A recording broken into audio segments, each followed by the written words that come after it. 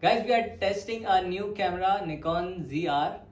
Let's see how it performs in low light. In 3, 2, 1.